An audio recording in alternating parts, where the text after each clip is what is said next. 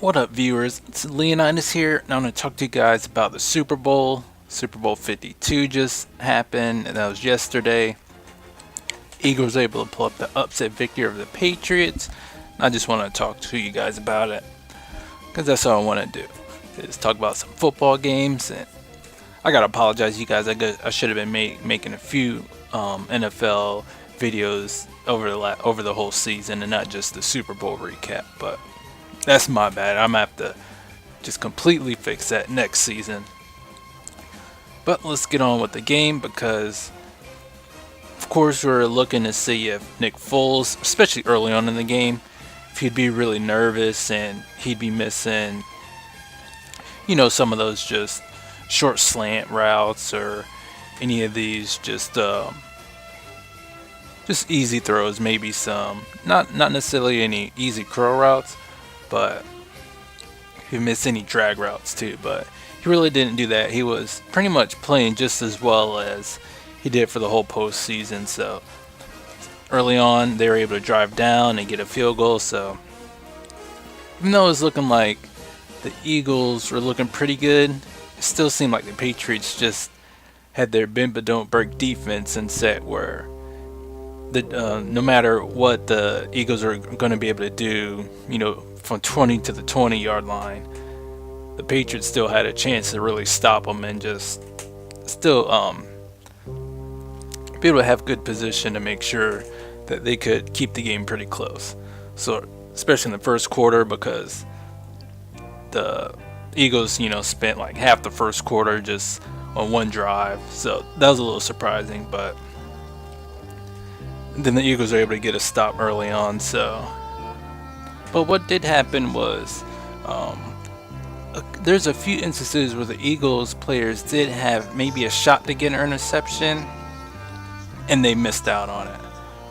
Like one was like late in the first quarter, when the Patriots were in the red zone, and number 31 for the Eagles, Jalen Mills, he had a shot where if he got both hands in play, he might have had a shot to get it. But sometimes that happens, where defender has a shot to make a really big play, but they're just not able to make it. But at least they made the critical play of making sure the Patriots didn't score a touchdown on that drive. So that was pretty important for the Eagles right there to make the stop.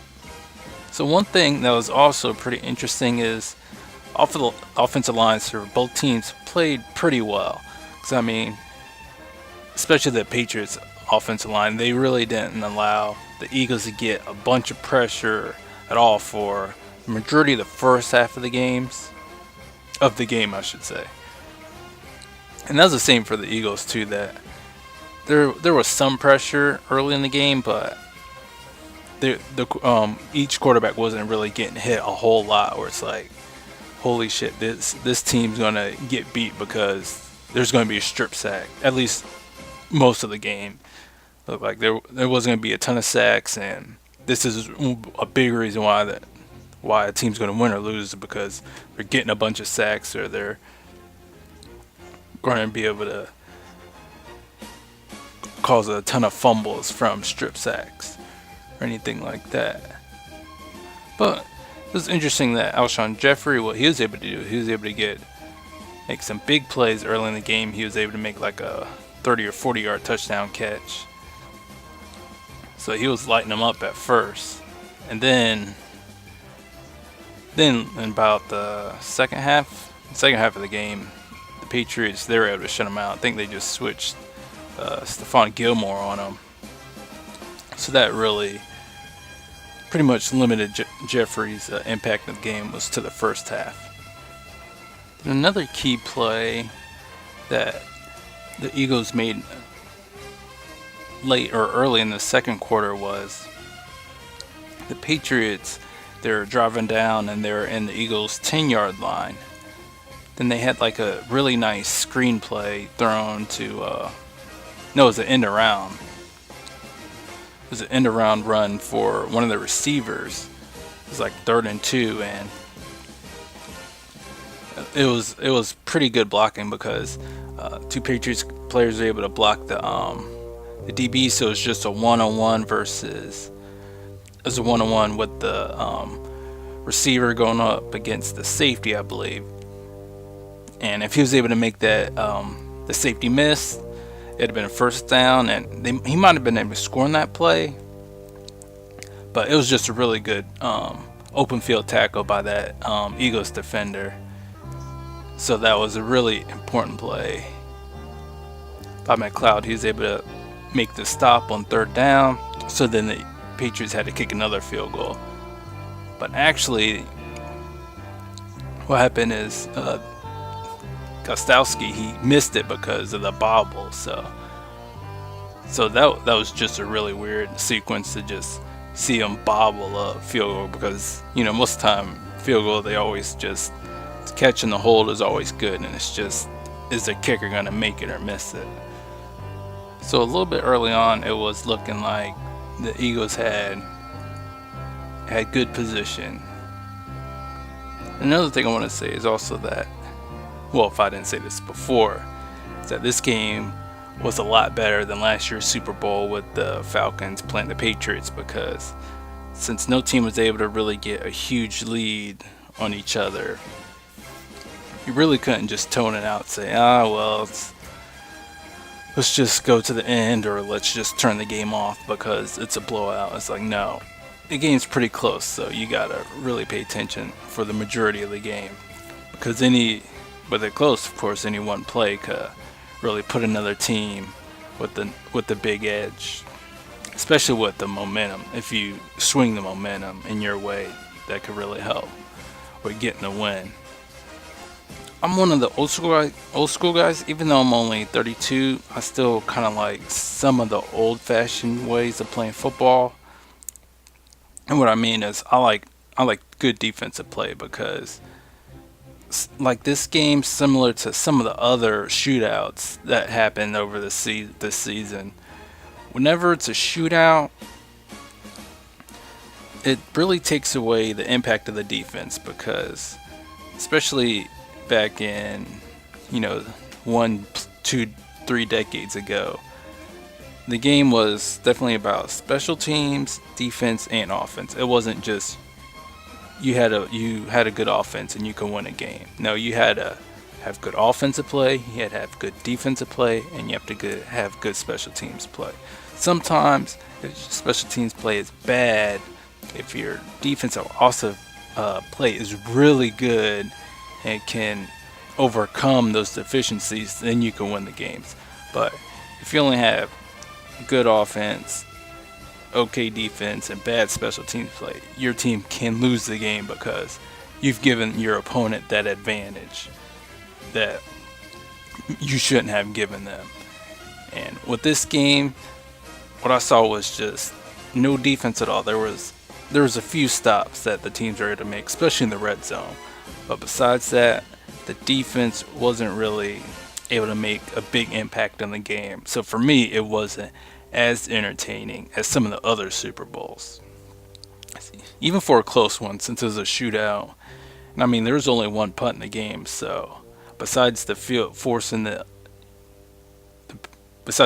forcing the Eagles to kick a couple field goals, they're only get one other stop besides that. So in effect, the offenses played better than the defenses did in this game. And while I thought it wasn't as entertaining for me, and maybe some of the other guys that like defensive play too. But one thing that each defense was able to do was they were able to stop the run pretty well, because I mean, each team had maybe a nice like 15 or 20 yard touchdown run, and they had like maybe one other like 15 to 20 yard run. So each team was only able to allow like 2 of those big run plays, and then everything else was pretty good run stopping for the most part. So the run defense was pretty good for the Patriots and the Eagles, but really the pass defense was pretty bad on both sides, especially for the Eagles, because whenever they weren't getting any pressure, I mean, Tom Brady was able to hit him for 15, 20 yard, 30-yard pass plays just every few plays. So for a lot of the game, the pass defense was just garbage.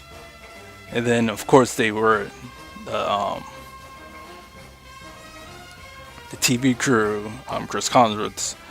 He really talked. Of course, they're gonna have all the stats up about how many yards they're throwing throughout the game and stuff. But they did talk about how in like the middle of the third quarter, there's already like 1,000 total yards of offense. So that was a record for the Super Bowl. And yeah, it looked like it because defense couldn't do shit in this game at all. Then even though Brandon Cooks, he got hurt early in the game, I think it was early in the first quarter, I still had a feeling that because Tom Brady and the Patriots just really run a good system, that they'd be able to overcome him being absent from the game. And it's unfortunate that he got a concussion, so hopefully the league really makes some changes to really limit head injuries. I think really the permanent way to go is just remove shoulder pads and helmet. So all you got is just under the jersey like foam padding, and that's it. Because for the most part, I don't think, because I think people have said that rugby players don't really get head injuries because they're not hitting each other with the head. They're just tackling each other with their shoulders. So I really think the NFL needs to say, you know what, let's actually implement some safety measures and just remove helmets and shoulder pads, and the players aren't going to be hitting each other with the head, with their heads or with their helmets, so they're not going to be getting that much head trauma as they are right now. Then one critical part of the game I thought was interesting was that the Patriots were up by 1. It was like 4 minutes left to go, and the Eagles got the ball. The Eagles had the ball, so I was thinking that if they could perform a 4-minute drill where you just eat up all that 4 minutes and score the touchdown on that drive, so the Patriots only had like 50 seconds to go, they'd win the game, because they'd limit the Patriots and Tom Brady from having a whole bunch of time to just get a whole bunch of chunk plays or drive down for a touchdown. Even though 50 seconds, with the rules that are in place right now, they still have the ability to be able to just throw it down the field and get a quick score. But I really thought that if they didn't milk out most of that clock, they weren't going to be able to win this game, because Tom Brady, New England, would be able to drive down the field, but especially since Philly hasn't been stopping them all fucking game, that if they didn't execute a good 4-minute drill, it was over for the most part. And so they ended up only taking like 2 minutes off the clock, and they were able to get into the end zone. So that was a big key, is they had to score a touchdown on that drive, and they were able to do that. But I was thinking, they're not going to be able to win this game. And of course, that's when it happened, where Brandon Graham and the Eagles defense actually are able to get pressure on Tom Brady, get the strip sack, and it was quote unquote done. The game was over, even though it was only 2 minutes left. So the Eagles were able to take some more time off the clock, and then after that, the Patriots had like 50 seconds to go, and they were able to get close enough so they could try the Hail Mary to get the win, but they weren't able to do it. It was interesting because my dad was saying, well, all the Eagles got to do is make one stop. So I was thinking that at first, that the Eagles would be able to hold on and beat the Patriots yesterday. But just at that moment, I was thinking, no, the Eagles aren't going to be able to stop these guys from scoring a touchdown. So they were able to overcome the not playing well for most of the game, really. It was interesting because I'm also forgetting to mention that Nick Foles did throw an interception, I think, middle of the second quarter, because they were driving. They they're in position to maybe kick a field goal or score a touchdown. And Foles throws it to Alshon Jeffrey, and he's very close to the goal line, but he like kind of tips it up, and then I think it was Stephon Gilmore got the interception.